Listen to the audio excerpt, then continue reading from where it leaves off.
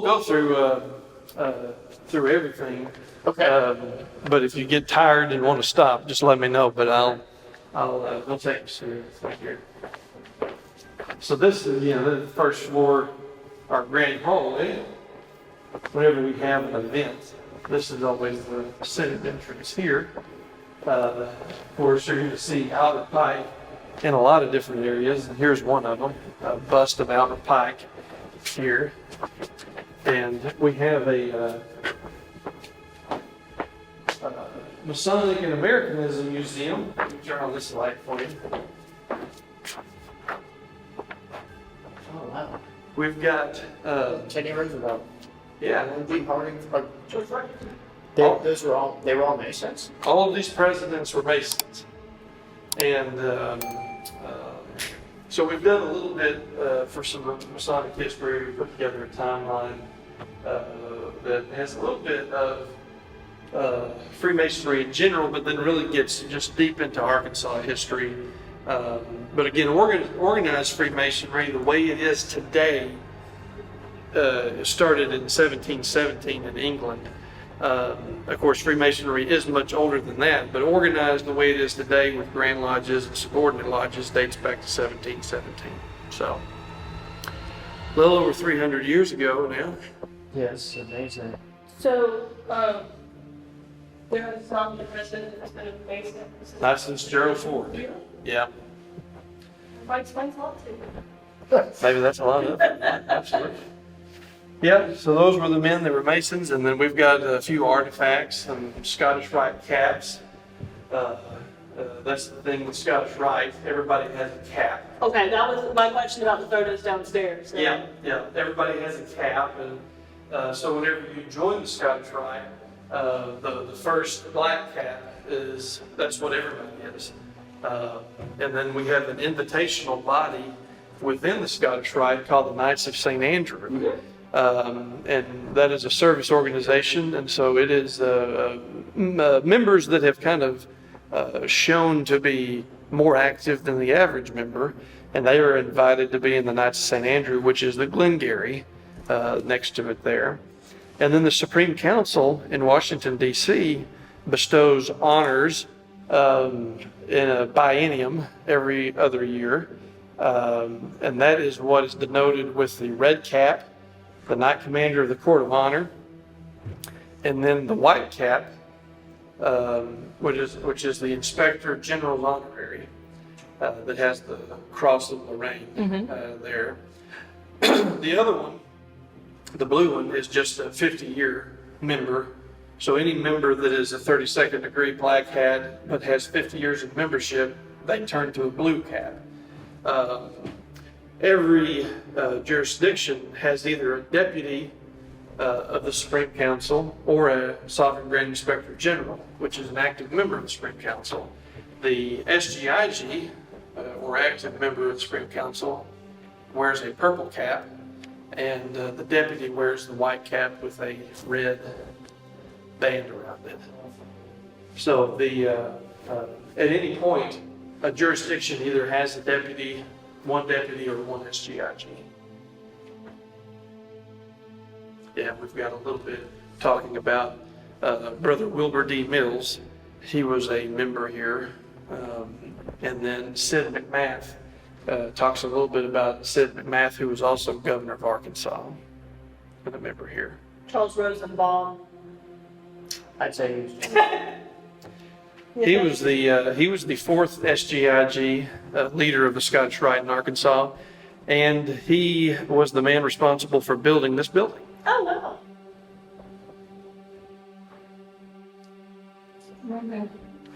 And this is a little painting of our national headquarters in Washington, D.C. It's the House of the Temple. I've actually seen that from the outside. Yeah, it's a beautiful building. Yeah, it is. And our Charles Rosenbaum, here from Little Rock, he was the chairman of that building committee. Oh, wow. He was a very important man. Over here in the corner, we have a little display. Whenever Teddy Roosevelt was president, he visited the first temple that was built on the corner of 8th and Scott. He was a Master Mason, but he was not a member of the Scottish Rite. But he visited the temple, and this is a bust of Brother Teddy Roosevelt, a picture of him with some of the men of the day. And these are some pieces from a journal of where the mayor of Little Rock welcomed the president. Cool. What's down there? That is where you can get to the basement, and to the left is a large restroom, and then the right goes to the catacombs of the guts of the building. Okay. Yeah, yeah. While we're close, we can go right over here.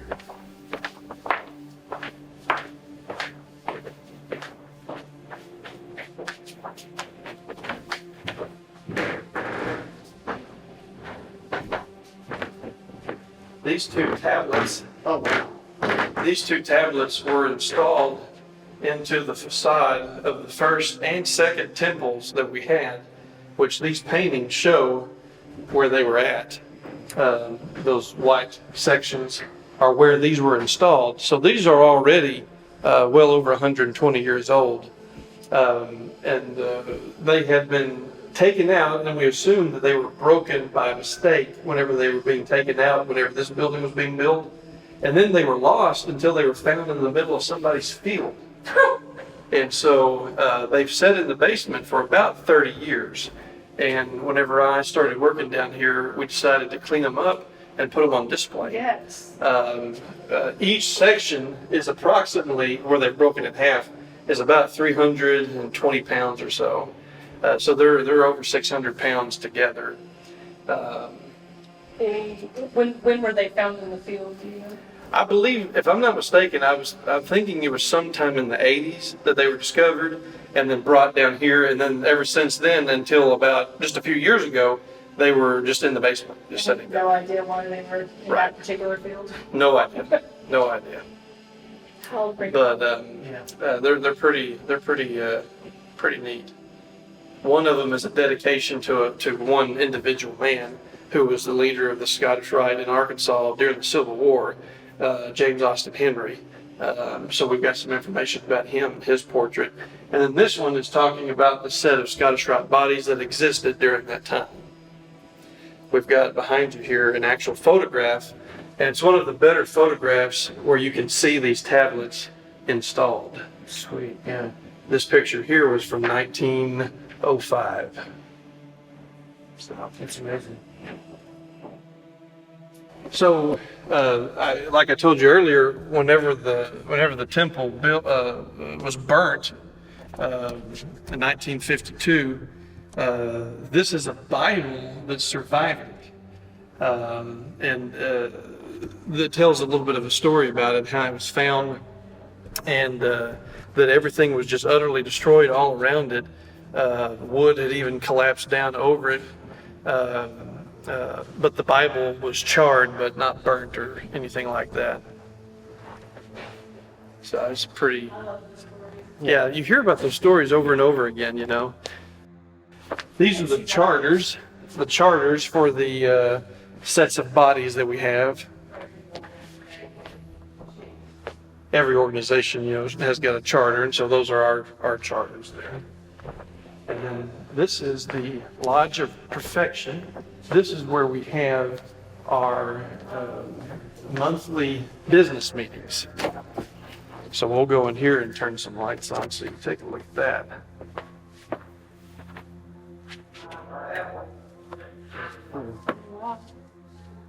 Oh, wow.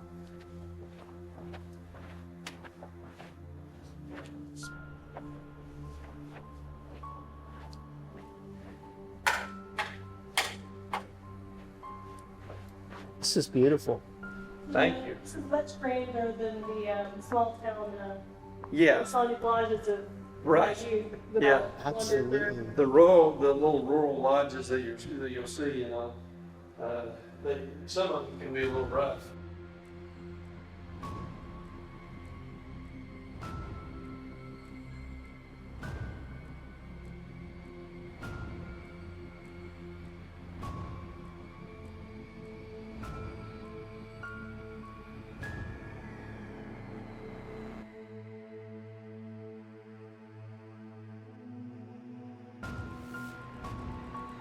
That's important to any Jew or Christian. Right. You know. Yeah.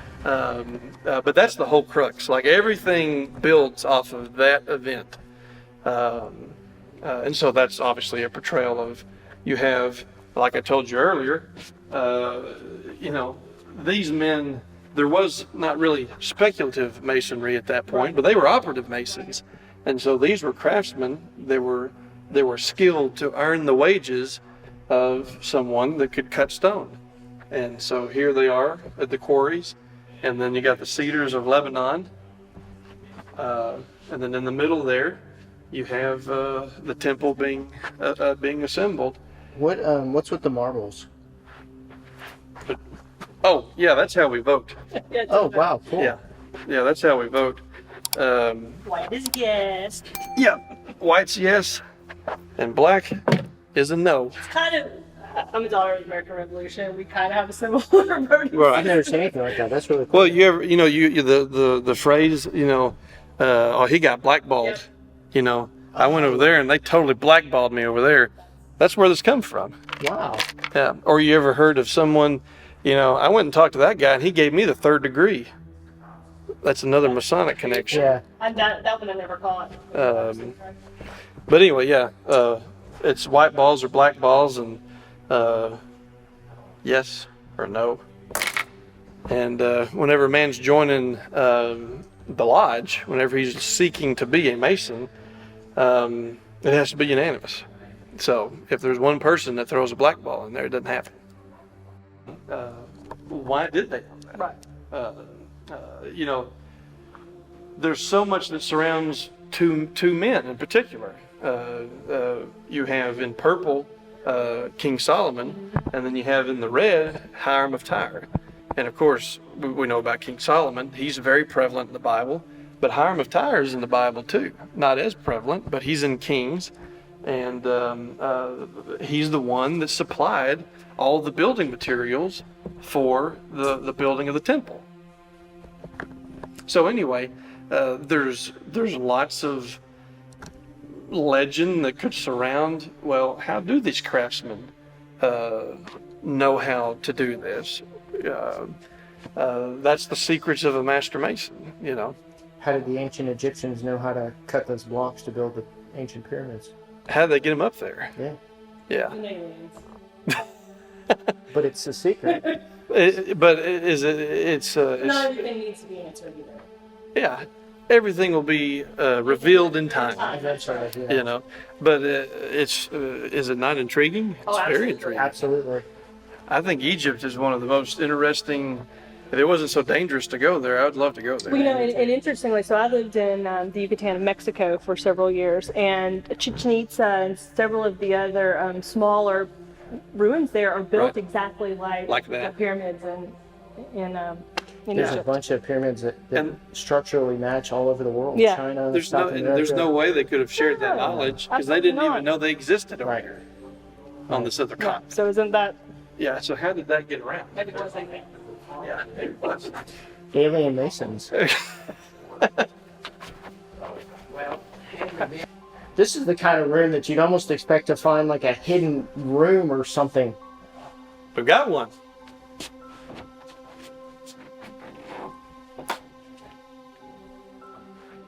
Okay, that is like, where does it go? There's just goes back behind these books a little ways. It's just a little nook. I mean, Look, it had another door. what is it for? Well, I don't know. Extra storage.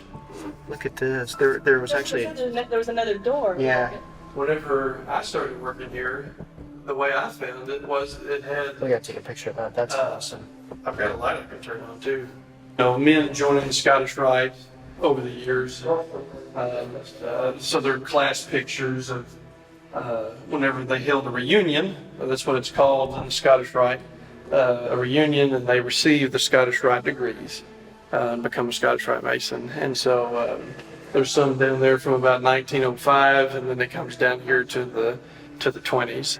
What's with the drawings behind you and some of the light fixtures? Yeah, so we found these literally last month, and so after the fire of 1952, There was obviously they had to repair the whole third of the south end of the building, but they also took it upon themselves. The building was about 30 years old at that point, so they did a lot of remodeling even outside of the rebuild. And so we found this just last month. These were rolled up in the basement.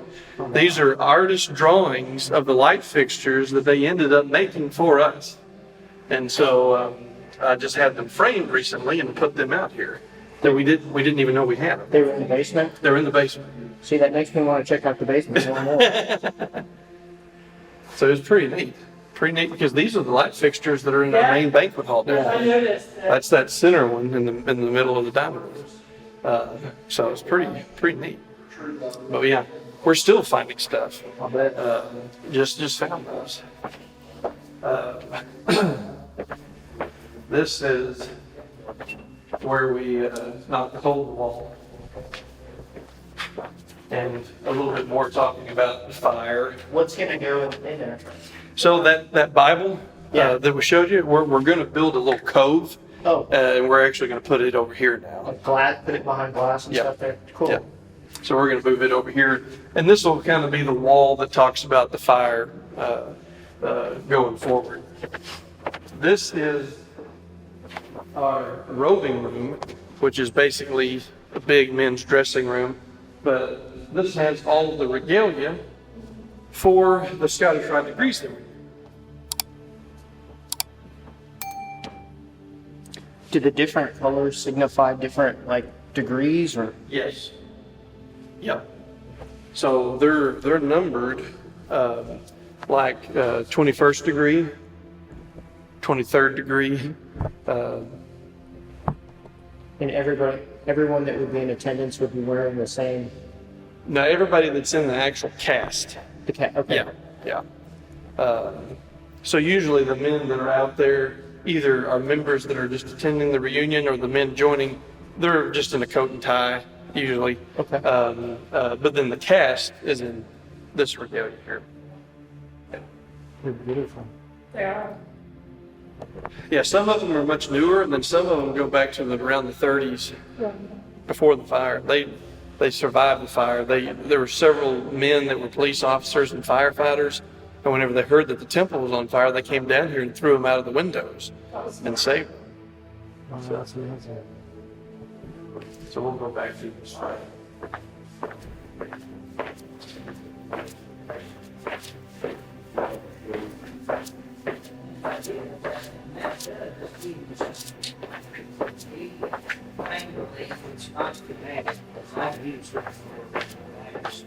Take a look at the auditorium.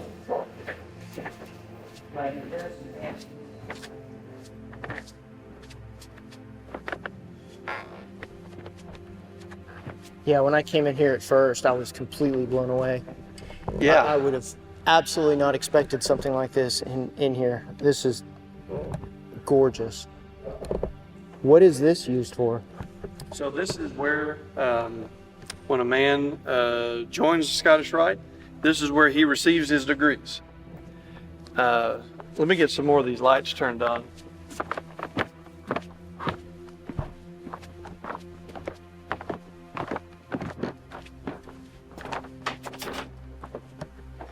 I was admiring those switches before. Yeah, this is original to the building as Yeah. well. I figured so. This only controls the lights, which now you could do on maybe a iPad, Yeah, but it doesn't it's have the amazing, character. and it all still works. It all still works. Yeah, that's amazing. How do you find people? Not that you would need it, but how do you find people to work on equipment like this? I mean, are there It's very difficult. It's very difficult to even find the parts. I would Like think all the rheostats that are back here, very, very difficult. probably have to make a lot of stuff. Yeah, it just has to be total fabrication, Yeah. and a lot of the stuff around here. Any symbolism with the forest? Well, it's one of the degrees calls for a forest scene. Watch your step there.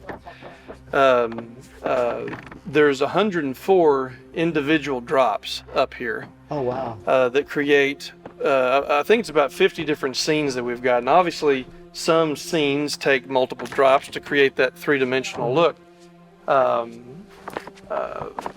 So they're for the Scottish Rite degrees. So some of them have a forest scene. We've got some that are Egyptian. Like one of the degrees that I'm in, that I have a ritual part in, is the 31st degree, the Inspector Inquisitor, and that is about the Egyptian court of the dead. And so all of the props that are brought out and the drop is all Egyptian. And then we have some that is like a quarry. And so there's craftsmen that are working in a quarry, and that's the particular part of that degree. So there's different drops for different degrees. Are these look all hand painted? They were. These are 100 years old as well. The next question. Yeah.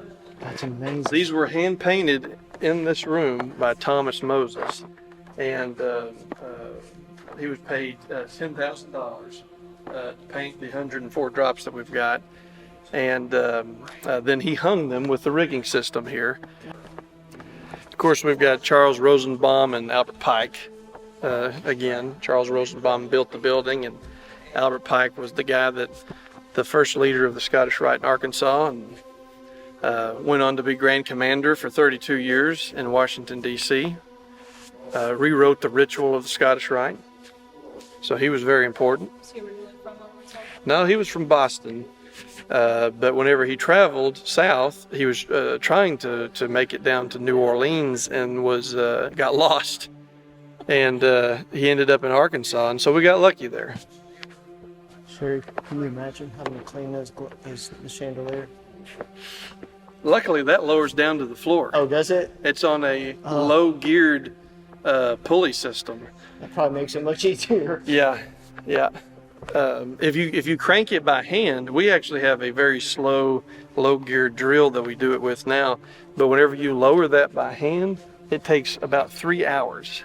Oh, wow. Yeah, it goes so slow. Of course, you want it to go slow. And then 3 hours to go back up. Right. We're able to cut it in half of that drill. That does it pretty safely. But that thing's massive. I bet it doesn't get cleaned that often for that reason, though. Right, every few years or so. It's a challenge to change light bulbs and all that. Can people rent this space? Yeah, we have packages that we pitch to people, and particularly for weddings, we have a lot of people that have their ceremony in here, and then they have the reception downstairs. So this is open to the public as well. This would be a cool place. As long as the air was working. Yeah, that's the thing. We do have good air conditioning. We'll just get married in the winter. Yeah. We can kind of go this way here and venture our way over. So this is another area that we're actually working on. This is one of the lodges. So this is one of the areas that a man would join to become a Mason.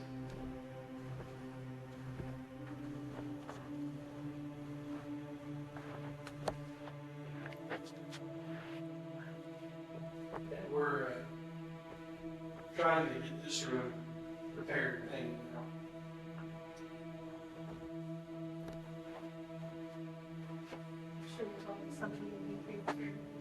Yeah, that's the problem, is that for quite a while, there was a lot of areas of the building that had been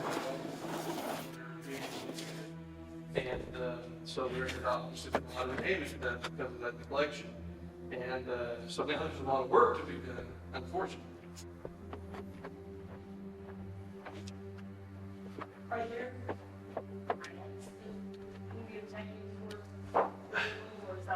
I think there are some historical preservation grants that we'd be eligible for. I think a lot of them would not be, since we're not 100% open to the public. So that's kind of a little bit of a hindrance there. But yeah, this is one of the areas where this would be like the lodge that's in Damascus or Conway. It just doesn't. Some of the important guys are everywhere.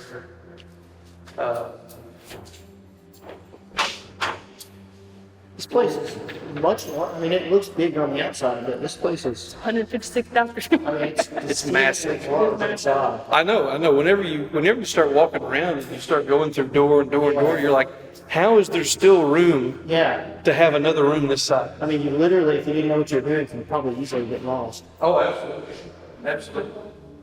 We'll look at here first. This room ought to look familiar to you.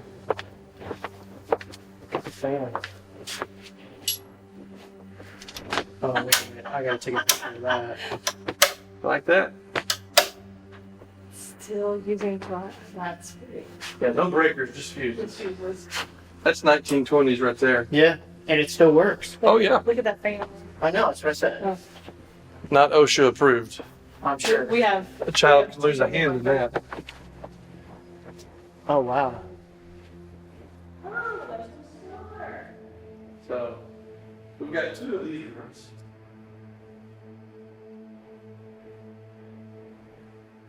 I assume there's Yep.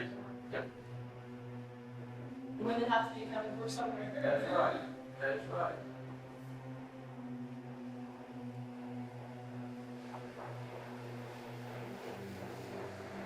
So what's the difference between this? What is, Western Star? yeah, what does Western Star designate? I mean, is that just like a different chapter? Or? Yep. Just a different lodge. Okay. So, like, if you're a man in Little Rock, this is one lodge that you could choose to join. And then the lodge that we were just in a minute ago is Albert Pike Lodge, number 714. And you could choose to petition and join that lodge. Or you have Brady Lodge that's over on Henson Road.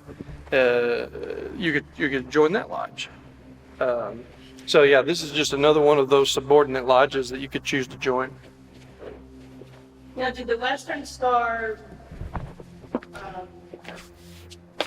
not God, I know all the values thing. Were there, what was I trying to say? It's what they do in the community, their purpose different. Well, every lodge kind of chooses different things to focus on. Some of them, like the lodge that I'm more active in now, is in Worcester. I know where that is. Yeah, that's where I live, and we have a backpack program in the elementary schools that we support that gives backpacks full of food to kids that are coming. Great schools.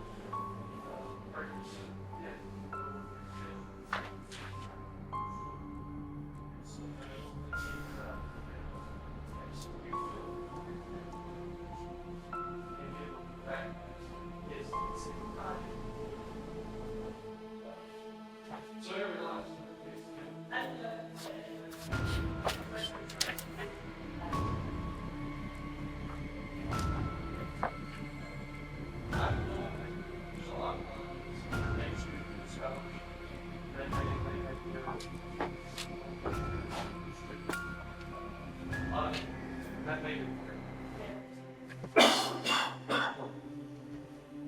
That's right.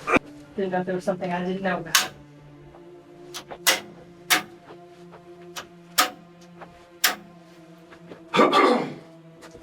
So this is the Commandry Knights Templar. Oh, wow.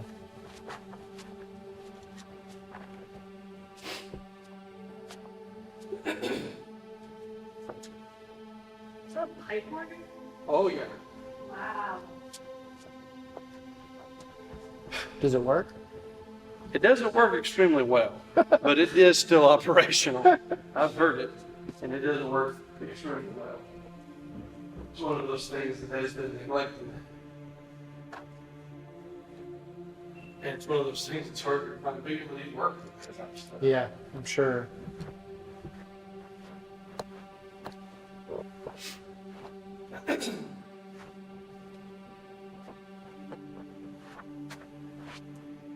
It's like this, it just keeps going on and on. I'm sure there's Yeah. like another whole huge room behind you. Yeah.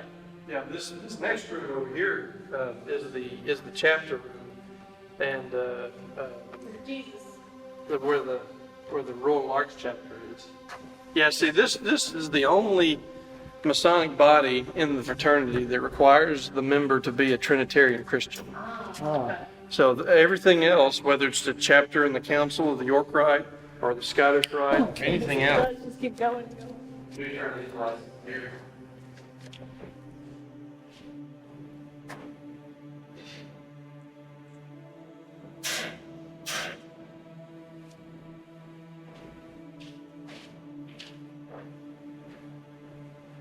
And these are all active chapters. These are actually meeting these spaces currently. Currently. That's amazing. And that's wonderful.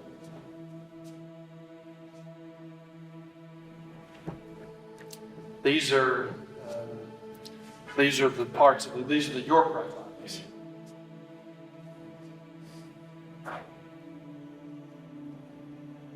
It's amazing.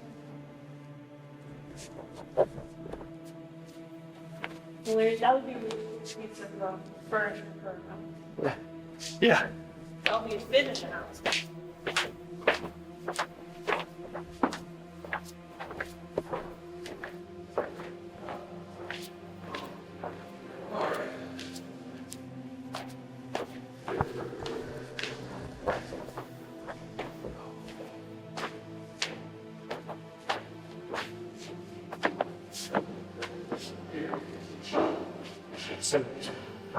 But, yes. What?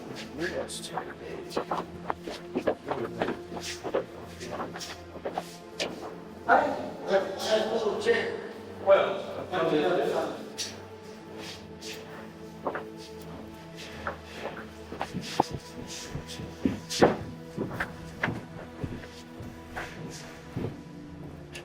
this is like a glorified hallway.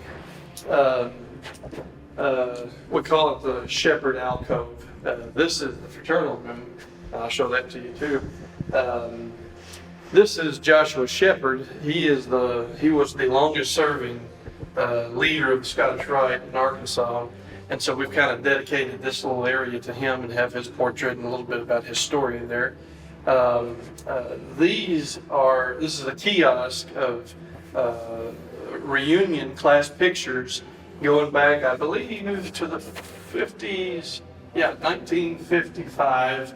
Of course, we've got some from the 1905 and Right. 1920s up there, but this is from 1955 to today.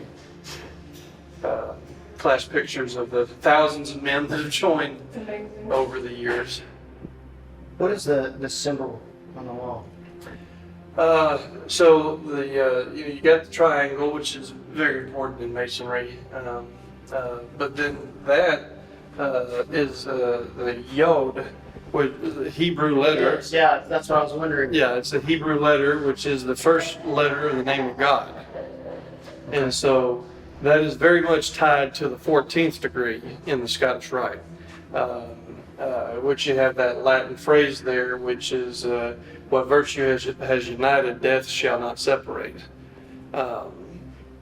But so much about the Scottish Rite in particular, very much the Scottish Rite, but even Masonry in general, is surrounded by the building of King Solomon's Temple and the Tetragrammaton, the four-syllable word that makes up the name of God.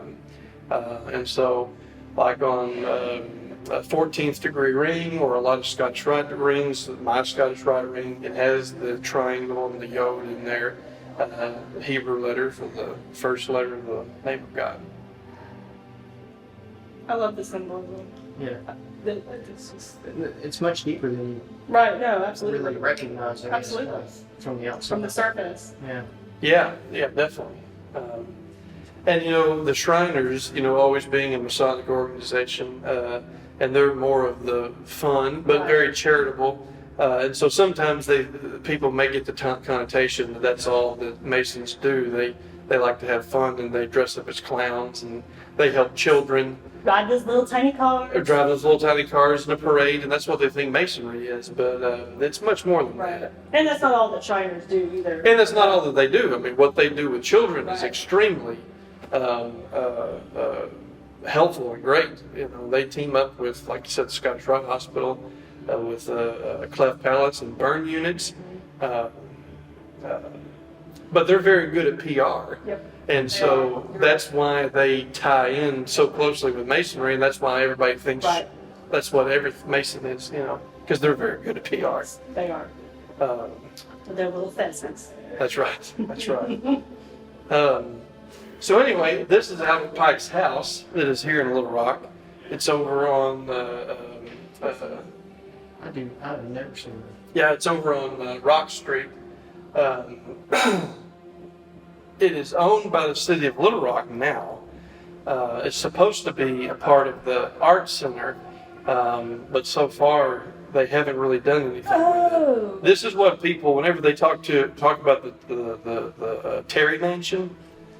Well, it was built by Albert Pike, but the Pikes owned it.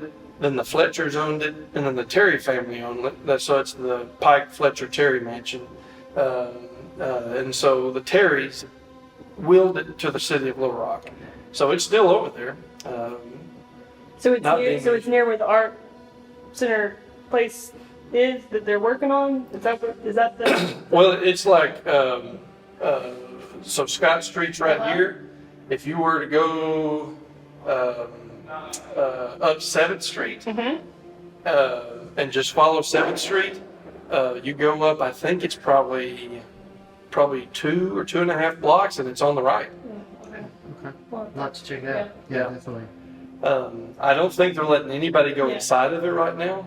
I was able to take a tour of it a few years ago, but again, right now they're not doing anything with it. You got some city connections. I do. I bet you could get in it. But it's a very nice place. I love it. But it's now getting into disrepair, and there's a lot of people putting pressure on the art center in the city to do something with it.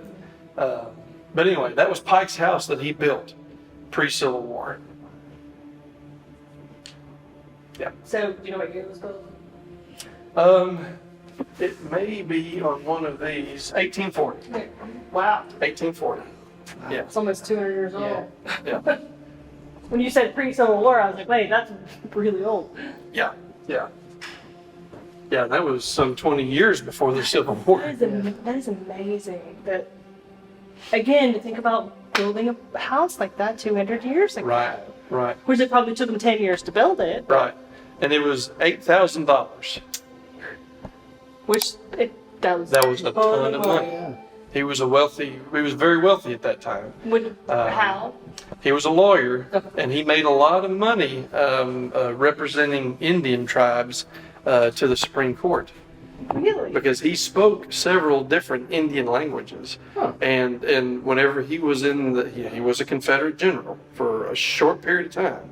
And so that's a part of the negative connotation there.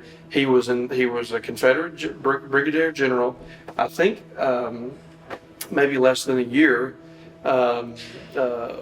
As far as I've ever seen, there's no record that he was ever a slave owner, but he did fight in the Confederacy because he thought that, similar to Robert E. Lee, that he was going to fight for his state. Right.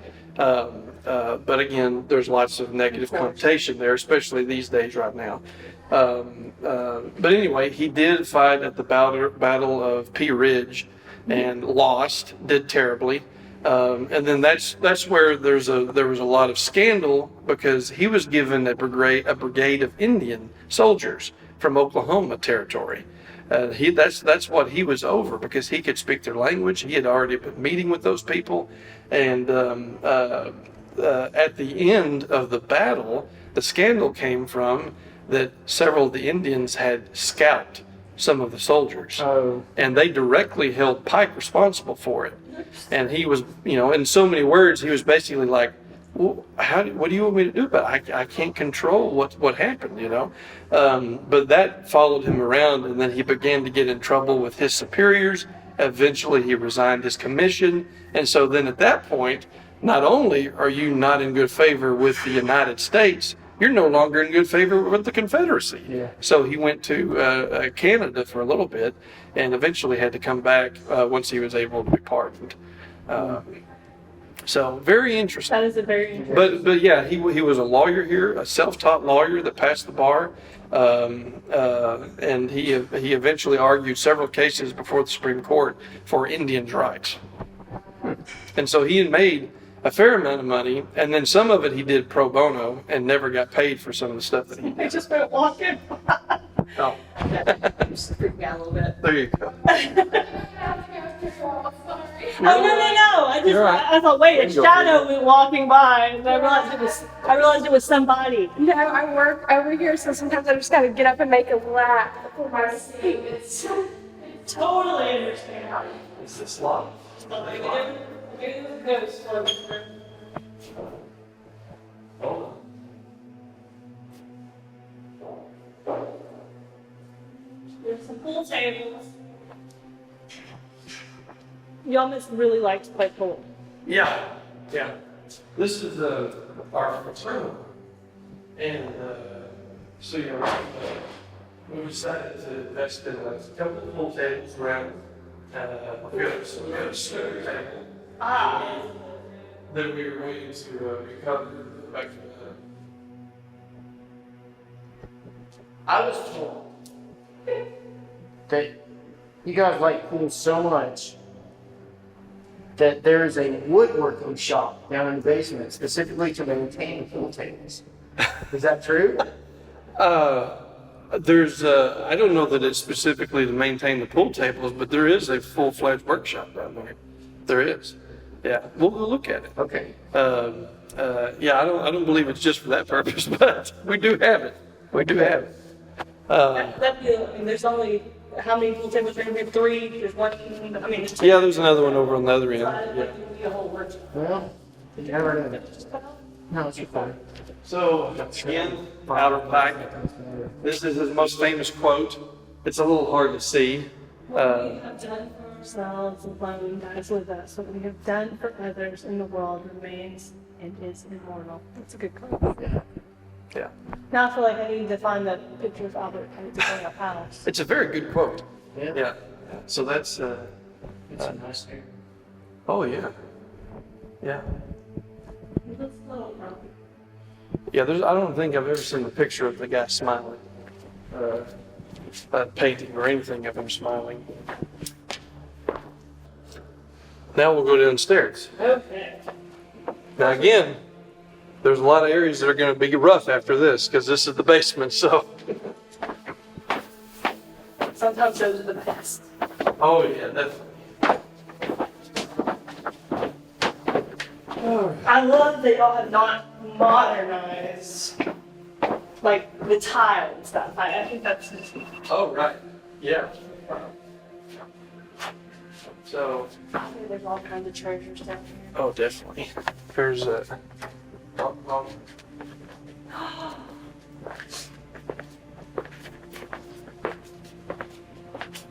Look at the stove. That's awesome, yeah. It's an old one. Was that originally the kitchen? It was originally in the north end kitchen that we have down here. Yeah, it was in there. Of course, we put in one that's a little bit newer. I don't think there's something here. We can go around this way. Onto and Okay. Okay. Well, it's not like they're gonna use it. Yes, they might.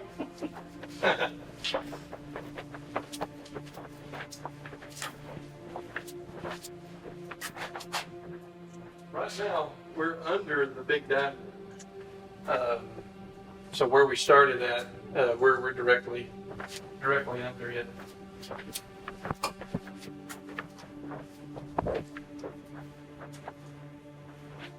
This is where they fix the pool table. If they need fixing, this is where it could happen. That's a full workshop. But not for the pool tables. I'm just telling you what I was told. I think you need to. I was told that I need to check out the workshop. Oh my goodness. Well, this one. Yeah. Not anything else. Yeah, not anything else. So is this mostly for like just maintaining stuff in the building? Yep. Yep. probably everyday habits. You know, so much, you know, everything that's put in here is custom. So whenever they were building the place, it was necessary to have a full-blown Right. workshop. And then now, as you just take care of things, it's necessary to have a full. So is there always a I mean, as far as you know? Yes, yes. As far as I know, this is what it was intended for. I love the art deco. Great. Yeah. Oh, what a cool ceiling.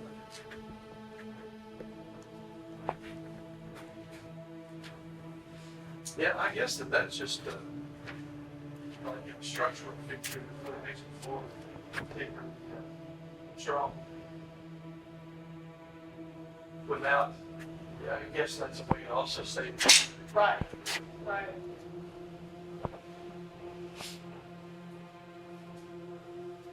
I can build lots of things down here.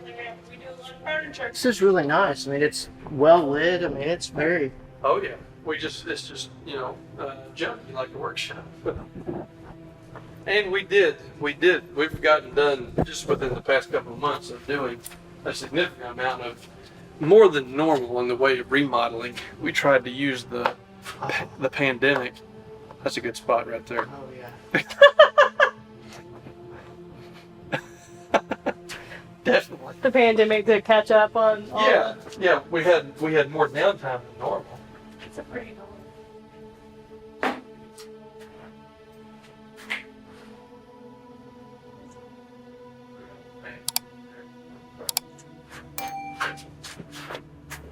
Oh, Sherry, you love all this paint.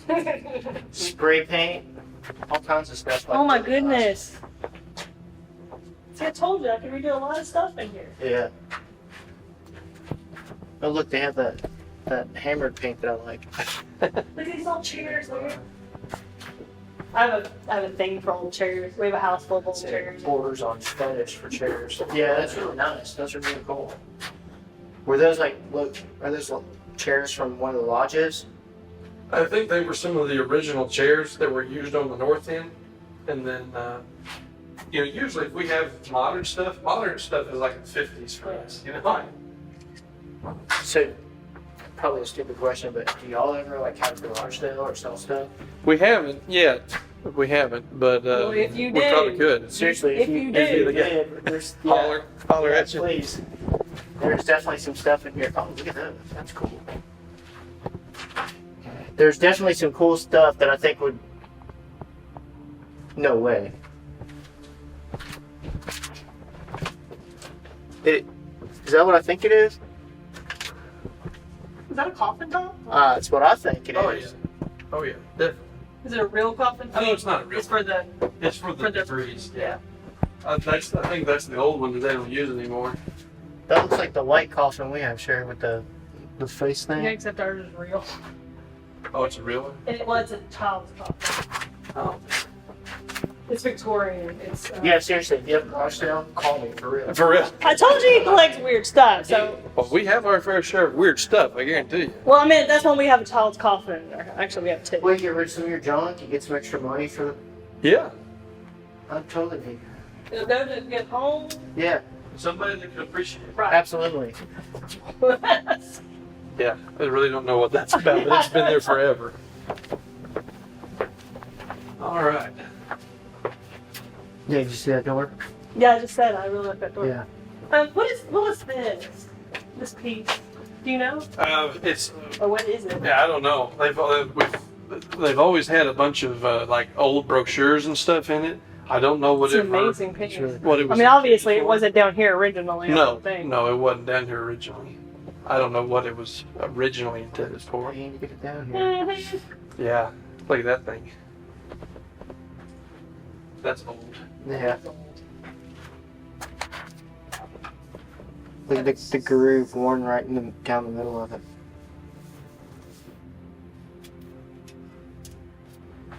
With the leg working Sit there on and that pedal. thing, yeah. Yeah. All right.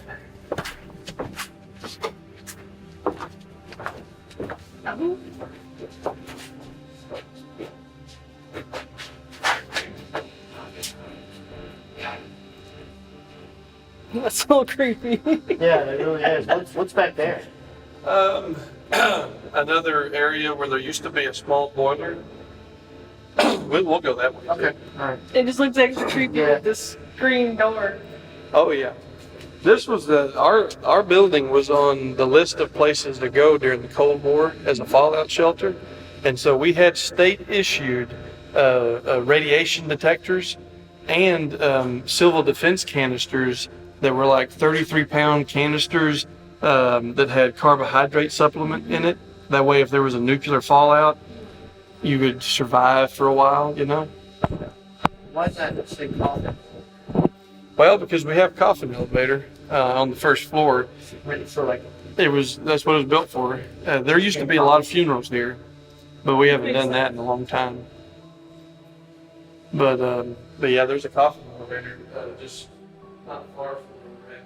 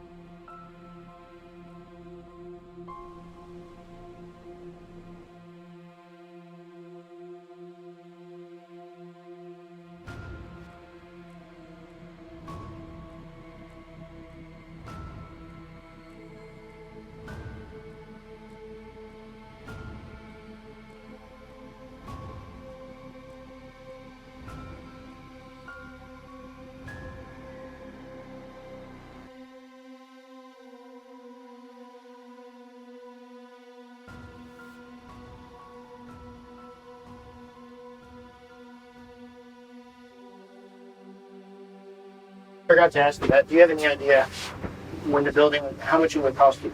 How much it cost to build the building? I believe it was 1.3.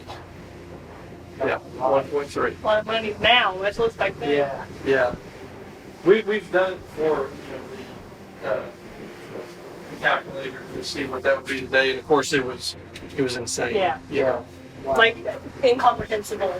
Yeah, we have found documentation on a chandelier, and the chandelier, I believe, was $25,000 Wow. in the auditorium. So, in 1921, they were like, yes, we have no problem spending $25,000 on the chandelier. Yeah. It was, Yeah, I can't even imagine. yeah. I can't even imagine trying to create someplace like this today. Oh, I know. Yeah. I couldn't even do it. No, and that's why today we're at the stage in architecture where you build a massive building, and then 25 or 30 years later you implode it and you do it again. Yep. It's not built to last. Right. Right. Right. So watch it here, but I'll show you this. Original forget sound.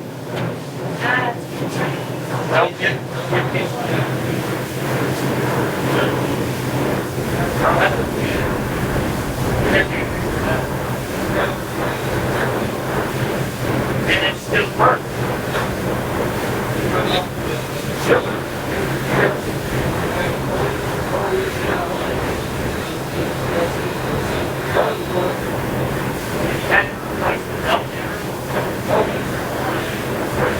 Yeah, I see it.